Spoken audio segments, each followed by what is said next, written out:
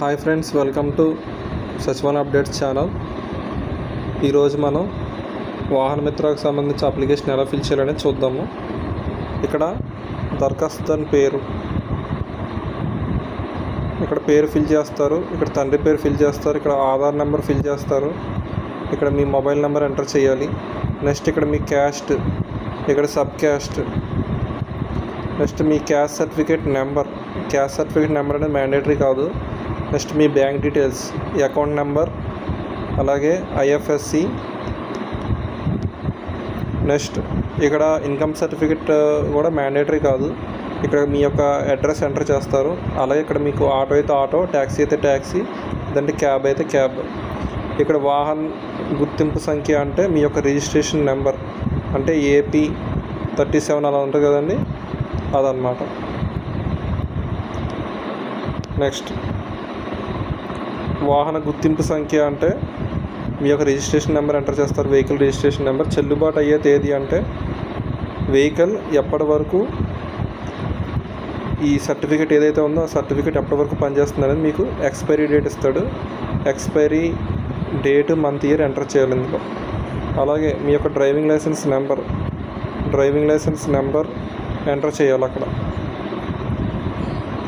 Next జారీ చేసిన తేదీ అండ్ కార్యాలయం దగ్గర డ్రైవింగ్ లైసెన్స్ ఇష్యూ డేట్, అలాగే office, RTO office Kakinada, RTO office Eluru, అలా మీ ఆర్టీఓ ఆఫీస్ ఎంటర్ చేయాలి ఇక్కడ. ఆ తర్వాత ఇక్కడ దరఖాస్తుదారుని ఎవరైతే ఉన్నారో వారు ఇక్కడ మీ సంతకం చేసేసి అప్లికేషన్కి సంబంధించి డాక్యుమెంట్స్ ఏవైతే ఉన్నాయో ఆ డాక్యుమెంట్స్, దీనికి Aadhaar card, ration card, bank account, driving licence, fitness certificate, vehicle registration certificate, insurance certificate ఏవైతే ఉన్నాయో ఇవన్నీ దీనికి అటాచ్ చేసేసి గత సంవత్సరం లబ్ధిదారులు ఎవరైతే అమౌంట్ క్రెడిట్ అయిన వాళ్ళు ఉన్నారో వారు నేరుగా ఈ డాక్యుమెంట్స్ జిరాక్స్ ఈ అప్లికేషన్కి అటాచ్ చేసి మీరు మీ యొక్క గ్రామ సచివాలయం అయితే వెల్ఫేర్ అండ్ ఎడ్యుకేషన్ అసిస్టెంట్కి, వార్డు సచివాలయం అయితే కానీ ward welfare and development secretary గారికి అప్లికేషన్ ఇచ్చేస్తే వాళ్ళు ఈకేవైసీ యాప్ ఒకటి ఇచ్చారు. ఆ ఈకేవైసీ యొక్క యాప్లో ఈ డీటెయిల్స్ అన్నీ కూడా కరెక్ట్ అండ్ జెన్యూన్గా ఉండి మీరు అర్హులు అయితే కనుక మీ యొక్క ఈకేవైసీ అక్కడ క్యాప్చర్ చేస్తారు. ఆ తర్వాత ఫైల్ అనేది ఆ గవర్నమెంట్కి వెళ్తుంది. 6 స్టెప్ వ్యాలిడేషన్ అనేది జరుగుతుంది.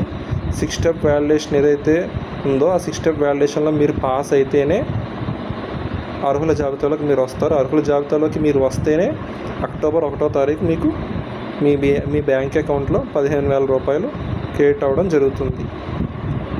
అలాగే ఈ వాహన మిత్ర పథకానికి ఎవరైతే గత సంవత్సరం లబ్ధిదారులు కాకుండా ఇంకా మిగిలిపోయిన వారు ఉన్నారో, అలాగే కొత్తగా దరఖాస్తు చేసుకున్న వారు ఉన్నారో వారందరూ కూడా కొత్తగా ఈ అప్లికేషన్ పూర్తి చేసి దీనికి డాక్యుమెంట్స్ అటాచ్ చేసి మీ యొక్క డిజిటల్ అసిస్టెంట్కి ఇచ్చి ఆన్లైన్ చేయించుకున్న తర్వాత వెల్ఫేర్ అసిస్టెంట్కి వెళ్ళిన తర్వాత మీరు మీ డాక్యుమెంట్స్ అన్నీ కూడా మీ ఆటో అయితే ఆటో, ట్యాక్సీ అయితే ట్యాక్సీతో పాటు మీరు ఆ సచివాలయంకి వెళ్తే వారు ఫీల్డ్ వెరిఫికేషన్ చేసుకుని జెన్యూన్ అయితే మీ యొక్క డేటా ఎంట్రీ అనేది సబ్మిట్ చేసి ఈకేవైసీ అనేది తీసుకోవడం జరుగుతుంది. ఈ కొత్తగా వచ్చిన వారికి కూడా 6 స్టెప్ వ్యాలిడేషన్ అయిన తర్వాత అర్హులైతే వాళ్ళకి కూడా అక్టోబర్ 1వ తారీఖు నుంచి 15,000 రూపాయలు అకౌంట్లో క్రెడిట్ అవ్వడం జరుగుతుంది. నెక్స్ట్ వచ్చే వీడియోలో మనం ఈకేవైసీ ఎలా చేస్తారనేది మనం డిస్కస్ చేసుకుందాం. Okay, thank you.